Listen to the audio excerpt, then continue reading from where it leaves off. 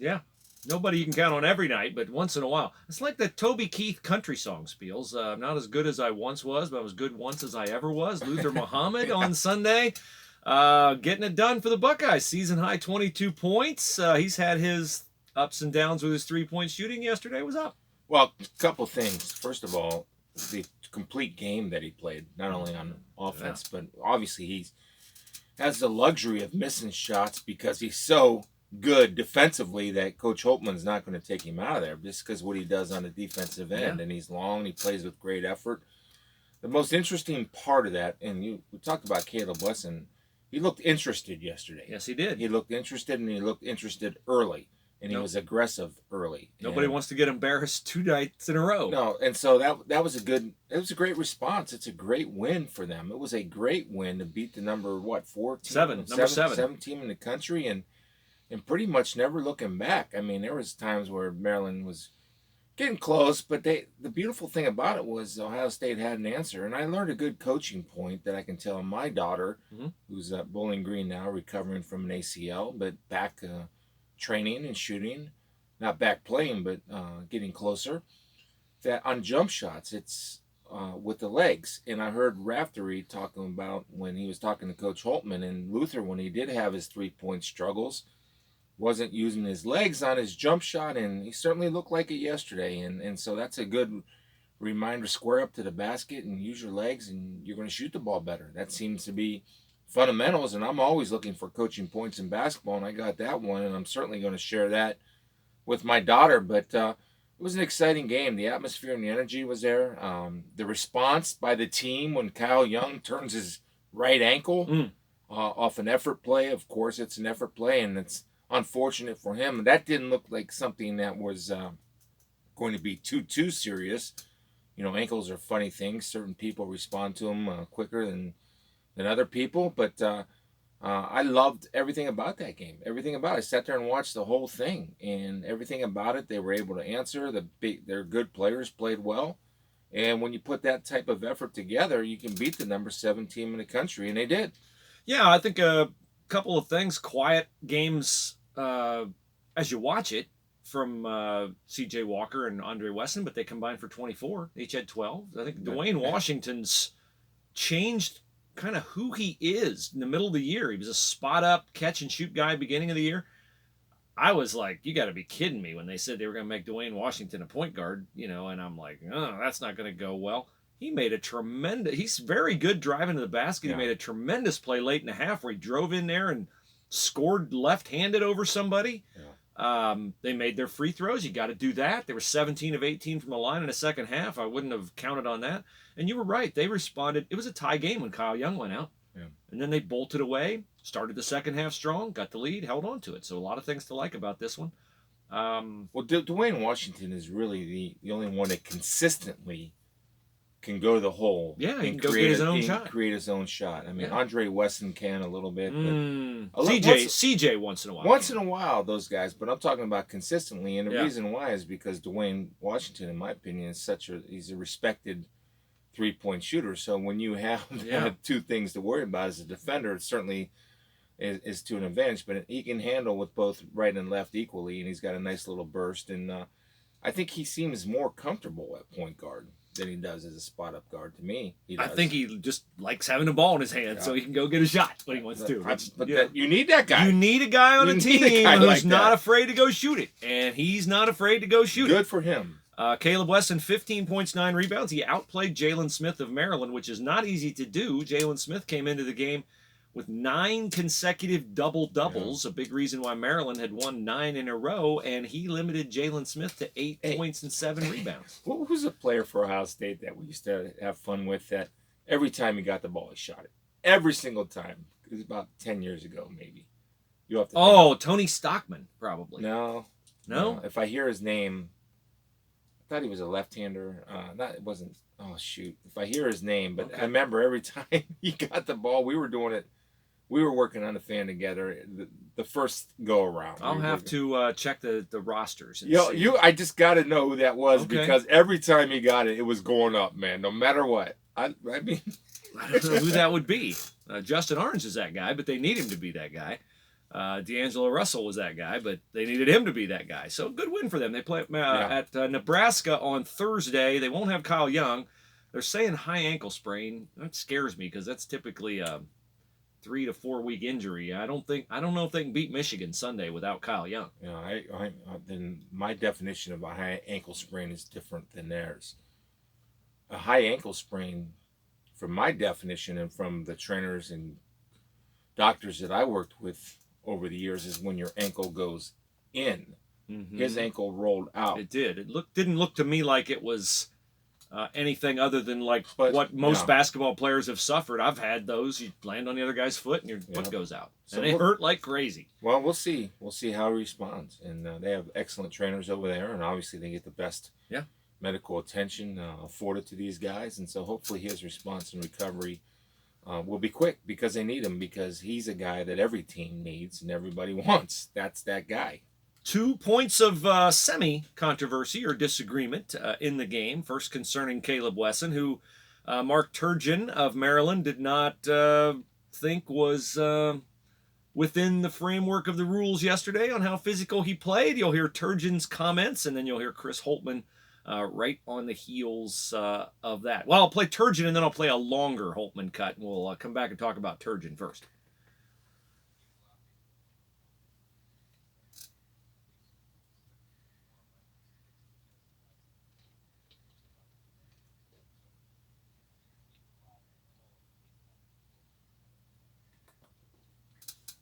Allowed to be the bully.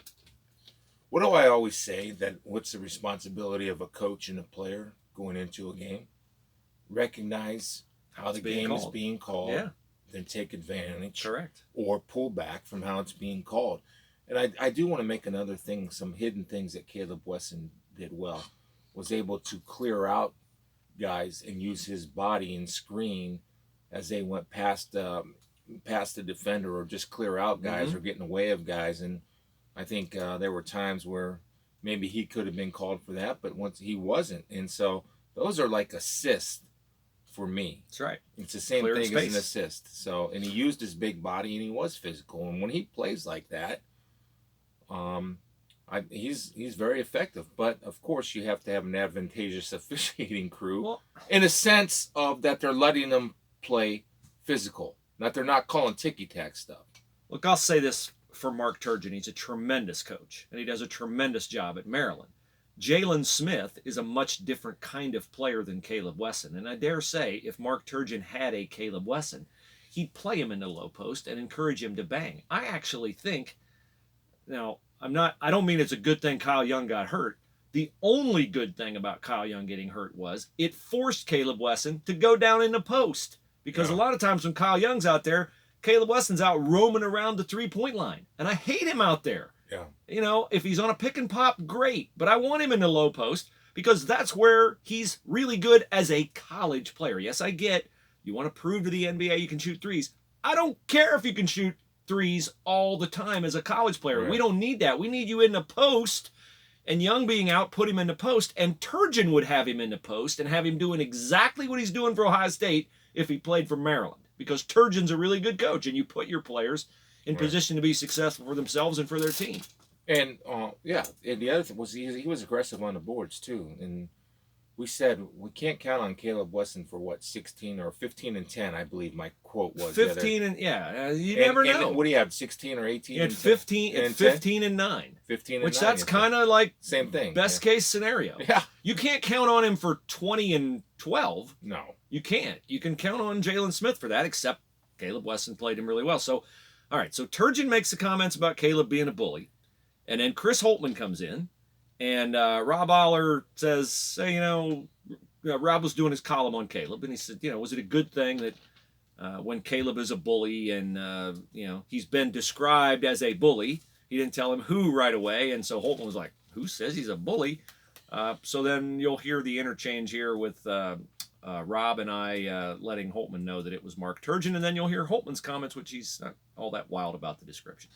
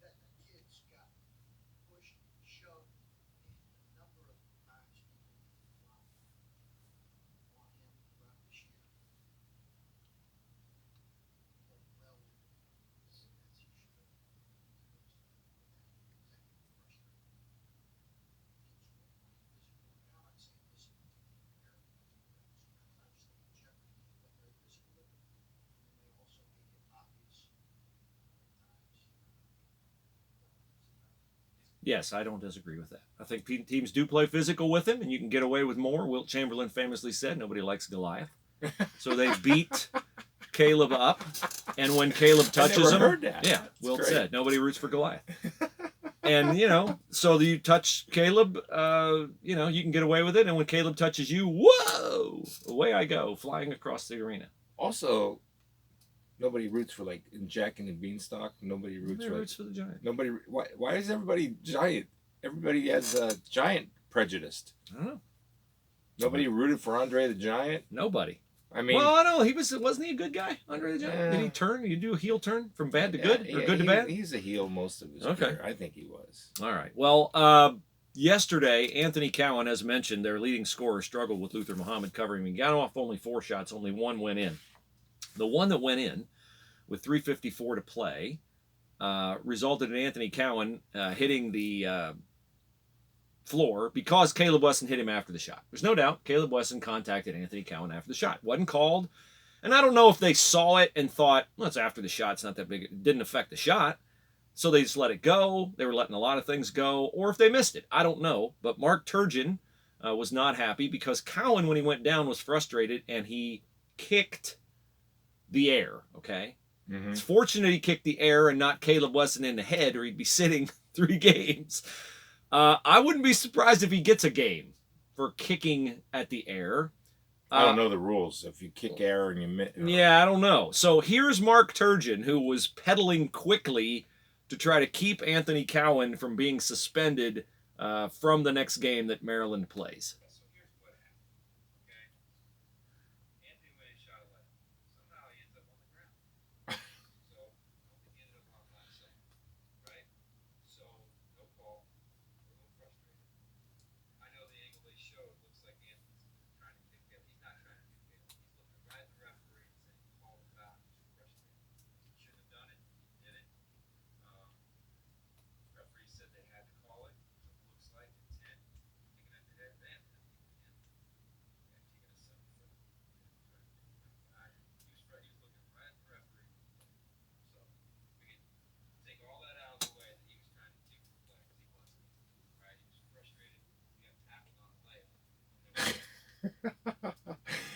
I have no problem with anything this guy is saying because he's sticking up for his team and he's sticking up for his players, and he better have their back. And if it was on the other foot, so to speak, Chris Holtmann would be saying the exact same thing. You got to defend your players, and I remember Chris Holtmann, he's sitting there talking about defending Caleb Wesson, sending a message that all these guys keep flopping on Caleb Wesson because he wants Wesson to play like that every single week or every single game. Yep. So each guy's got his own agenda in mind, and if I'm the opposing coach listening to this, I don't pay attention to what he's saying. It doesn't matter what he says. The Big Ten's going to look at this, and here's what I would say to Turgeon. Whether he knew Caleb Wesson was there or not, and I would submit that he did know, because if you look at the tape, he does lightly tap Caleb Wesson in the back with his foot and then kicks his foot. But let's say he didn't know Caleb Wesson was there. It doesn't matter if he knows Caleb Wesson's there if he kicks it and he hits him. Now, he didn't hit him, but I think a nationally televised CBS game and the Big Ten not wanting to encourage this kind of activity, I'm just saying it wouldn't surprise me if they give Anthony Cowan a game. It's a joke, in my opinion. They give him a game for that. But stupid. We'll see. I don't care. We're not catching Maryland. You realize we're like 10th in the Big Ten. I know. I mean, Michigan is 9-7. How did Michigan get to 9-7? And we play them Sunday.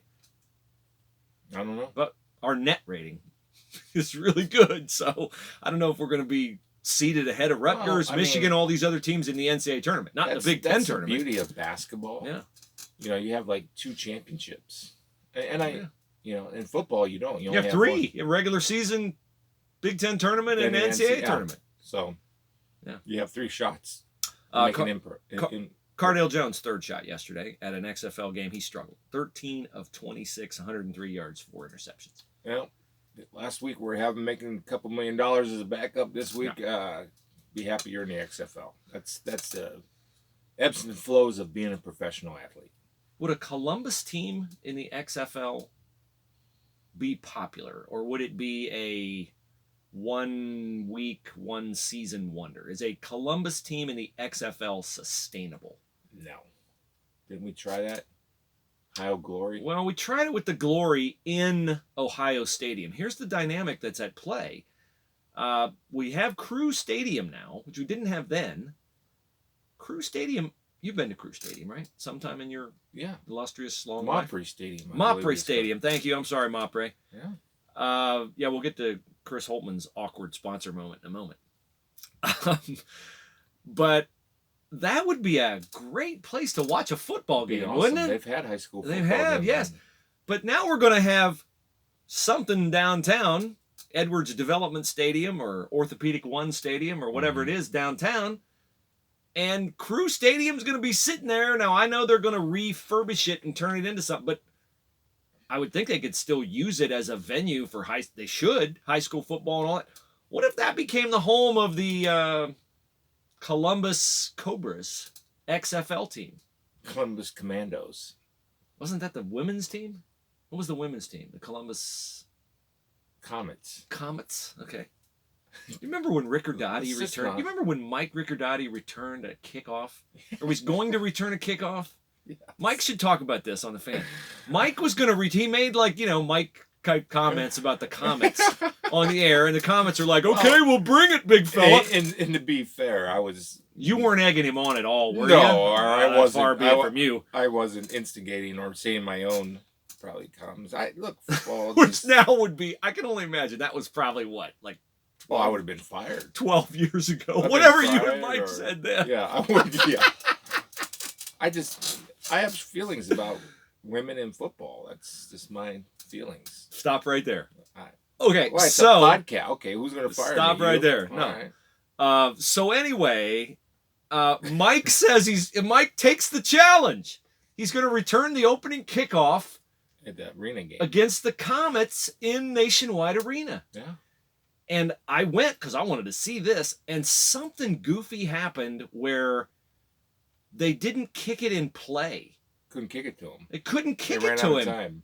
They ran out of time. There was something. Anyway, Mike's out there. He's in uniform. He's ready to go. He's taking the challenge. And they never got the ball to him. It was a big... So Mike won that, I think. Mike took one for the team. He did. Cross-promotion.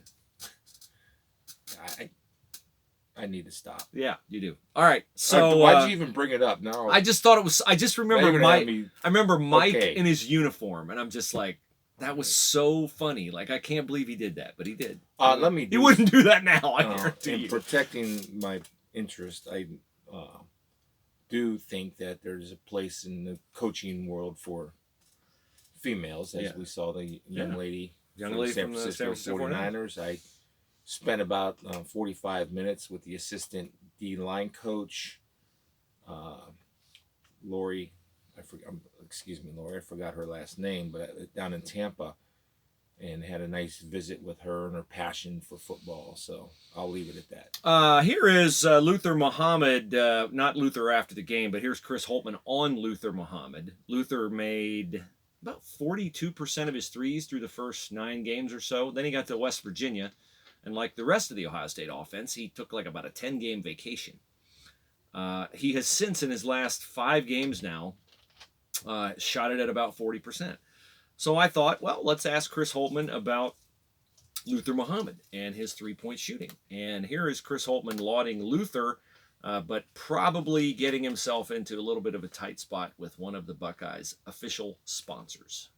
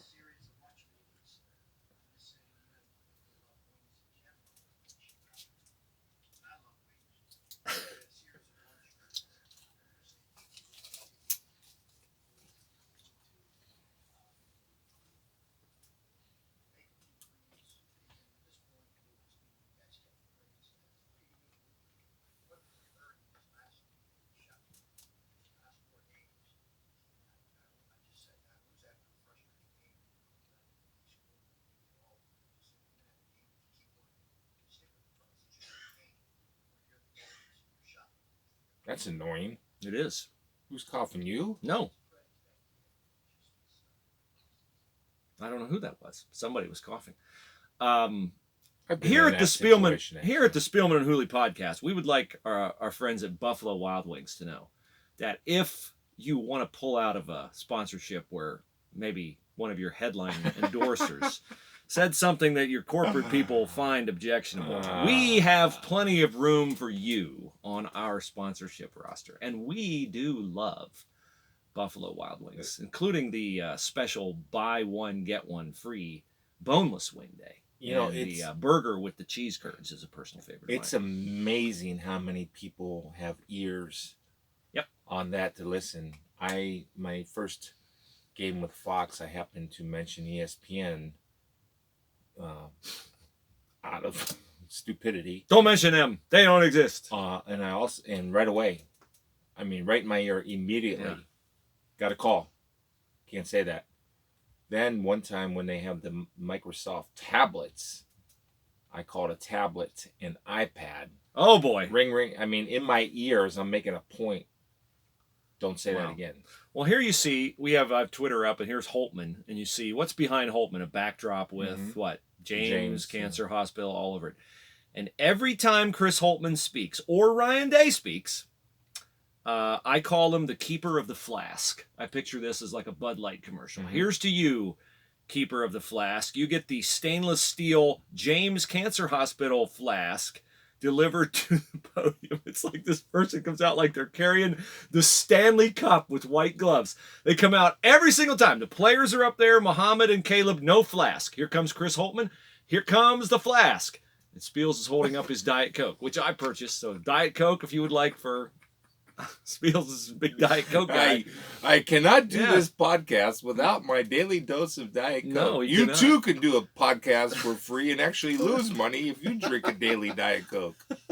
By the way, we had people email and say, why don't you open up a thing on Patreon where we can, buy you guys a cup of coffee or buy Spiels a Diet Coke. So we are in process of doing that. Buy Spiels a tank of gas to come out here to the Hinterland's basement studios. I don't want to take for No. I think I'll be okay. I think I'll be all right. One of the 10,000 jobs I have, I think I'm going to be fine. Doug Lamery said to me yesterday, he goes, people want to contribute, let them contribute. So we'll see. But anyway, the keeper of the flask, they bring the flask out. So if you think the sponsorships aren't important, they got it all over the backdrop. James Cancer Hospital's like, no, but if we have it on the flask, then people will really notice it. I'm all about it, man. Yeah. Okay. So that's the deal with all that. All right. This week coming up, we got a game Thursday night. We are in a part of the year where we're probably going to transition into stuff other than sports because we're not going to talk minutia stuff just to fill up 25 minutes with sports talk. If we got something good to talk about, like Buckeye spring football, we'll have plenty of that. But I'm saying, as we get into some weeks where there's just not a lot going on, we're going to be fine through the draft because we got a lot of stuff to talk about with the draft, and you bring a great perspective on the NFL, and we'll have the NCAA tournament, and we'll be talking about the big sports stories of the day. But there may be weeks where, we get into the faith portion in the 15-minute mark, 25-minute mark, things like that. I would like to encourage everybody to review the podcast at iTunes because we haven't had a fresh review in the last week, and those help us because it just gives us another way to interact with you. Otherwise, we're reading emails, and the emails are always welcome, and we read those cold. We don't know what you say on the email, so keep it clean. So I don't want to say anything on the podcast that I wouldn't say in my normal life. So here is one from BGW. He says, Spielman Hooley Podcast, gmail.com. I wanted to comment on the faith lesson at the end. Love it. I'm very glad you guys do that. Your podcast combines my passions of following Jesus in sports with the importance of following Jesus first and foremost. I pray your podcast will grow and continue to reach many others. You both are using your gifts to advance the kingdom of God. You are also giving good sports content, and I don't have to worry about something crude being said. Yes. Once I was part of a ministry that was wanting to grow. I read this parable out of the Bible as it was my turn to do devotions. It's Matthew 25, 14 through 30. And I don't know exactly what that is off the top of my head, but we'll look it up here in a moment. BGW's point, he says, is I wanted to keep working hard. doing all that you can do, but be patient and content and leave the rest to the Lord. Allow him to grow you as fast as he wants you to grow. Okay. Yeah, that is good advice. That's kind of what I think too. That we're doing this for reasons beyond. I remind myself of that every cash. day as I'm on Rings Raceway. Yes. Apparently. Yeah. How was it out there on the speedway today? Wasn't bad. I only got passed once. You get passed on Rings, or yes. do you get okay? Just so you don't get passed on the other road, because that would be. No, that's that would not. Yeah, that's like a 1-lane road that when you get down to that little bridge. I'm just one lane bridge, yes. Cover bridge, 1-lane bridge, yes.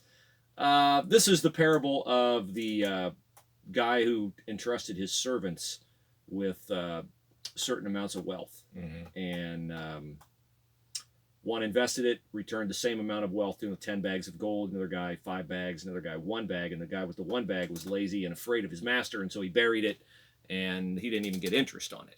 And the master was saying, "Oh, look, at least get interest." Like, in other words, don't just be lazy. So the message of that, I believe, is keep doing what we're doing and diligently pursuing our goals, which are to strengthen people and entertain people and all that, and good things will happen. This is from Mark. He says, a few weeks ago, Chris spoke about getting run over by Kevin Mack in a game due to poor footwork and poor technique. I reached out. So is this the guy you work with at Fox? I work with him in preseason, on Lions preseason games. He's the director. Yeah, this is great. Thanks. Here we go. Okay. Thanks a lot. I appreciate it. He says, I reached out to Brian Bender at the Lions, who Chris knows, but he didn't have the play. This past weekend, while watching a Bernie Kosar sit-down, they were talking about the good Browns teams Bernie was on, some of the players, i.e. Kevin Mack. Sure enough, I see the play. Oh, boy. It's attached. Sorry, Spiels. Silverdome, December 13th, 1992. Quality not great. Hopefully you can download it. Otherwise, click on the YouTube link below. Go to the 4117 mark. Nobody cares. This is awesome. I'm going to put this on Facebook and Instagram. Why? Yes, cause. Why? Why do you want to see me humiliated? I don't want to see you. You don't trust me that I got my rear end handed to me? People will find it humorous. No, they won't. It's embarrassing. Regarding the okay, if we're going down that route. Okay, I played the trombone in high school. I'm going to get in front of it. How about that? The one time I told you stuff, you go, "Oh, I can't wait to put that on the air." I said, "Don't ever say that on the air." And that day, you put it on the air. I never said that. Yes, you did. Okay, so Ice's email continues. Regarding the faith segment of the show, while I would enjoy listening to just faith as a podcast, as one emailer suggested, how about taking all your faith segments and editing them together as hour segments for those who'd like to listen to that portion of the podcast? It's a great idea. Next thing could be for Wednesday's show. While at church this weekend visiting my mom in suburban Cleveland, her priest spoke to us about upcoming Lent. He said in his sermon, instead of giving up a material thing for Lent, he encouraged us to become in contact with God. Contact God. In fact, try to have 5 minutes in your day during Lent to contact or talk to God. One suggestion: read scripture, understand what you read. 5 minutes. That's it. Let me know what you think. All great ideas, except sending a clip of me getting run over. Great idea on the clip. Thank you, Ice. I will love watch the idea. that. I've actually encouraged my children during Lent to sacrificially give, not give up like chocolate or Coke. I guess for some people that would be sacrificially giving. I don't know. Do you practice Lent? Or Yeah, I try to. Yeah. You know, I've given up pizza. I've given up. Mm-hmm. No, then I try to give up. Other things that are more. I like the impactful idea on me. of 5 minutes a day, and of course, I'm an extremist, so I have committed to at least 1 mile a day of prayer and time with God. 1 mile? While I I'm walk walking? around the house for 1 mile, which is nice. like if somebody would walk into my house in like 5:30 in the morning, and they see me walking around the house, but it's in prayer. So I've done that. I just started doing that 2 weeks ago. So I have my time and in the I'll morning. carry that through Lent. And I love my time. Continue that in early, but I do it while I'm moving. Yeah. So that's just your personality. Yeah. Mine, I like sitting in a chair and sit down and quiet myself, and I acknowledge. I say, Lord, I know that right now I'm sitting down. your word has the power to change my life right in this moment. So I just pray you give me something that impacts me today that I can use to be a stronger servant of yours, and that I can use to strengthen others. Some days he does, and some days he doesn't. What it does for me is it puts people